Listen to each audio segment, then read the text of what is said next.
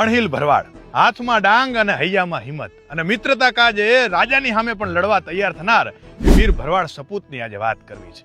અણહિલ આપા નાના હતા ત્યારે જંગલોમાં ગાયું ચરાવવા જતા અને એવામાં બન્યું એક દિવસ એવું કે એમના વાછરડાને સિંહે પકડ્યું અને જેવું આ દ્રશ્ય અણહિલ આપા જોવે છે તો પોતાની જોડે રહેલી ડાંગ લઈ અને સિંહની સામે થઈ જાય છે. પછી તો આ યુવાનની હિંમત જોઈને સિંહ પણ વાછરડાને પડતું મૂકીને ભાગી ગયો. આ તમામ ઘટના જંગલોમાં ભીલોની વચ્ચે ઉછરતા વનરાજે જોઈ અને પછી તો તેઓ આ ભરવાડના યુવાનની હિંમતથી આકર્ષાઈને મિત્ર બન્યા.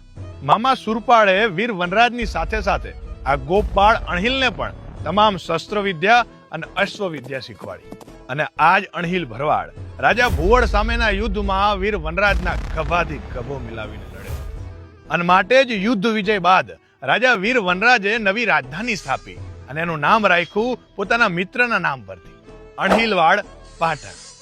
આ હતો પાટણની પ્રભુતા સિરીઝનો એપિસોડ નંબર 6. આવા જ અવનવા વિડીયો જોવા માટે ફોલો કરો પાટણ એટલે પાટણ ઇન્સ્ટા, ફેસબુક અને યુટ્યુબ પેજને.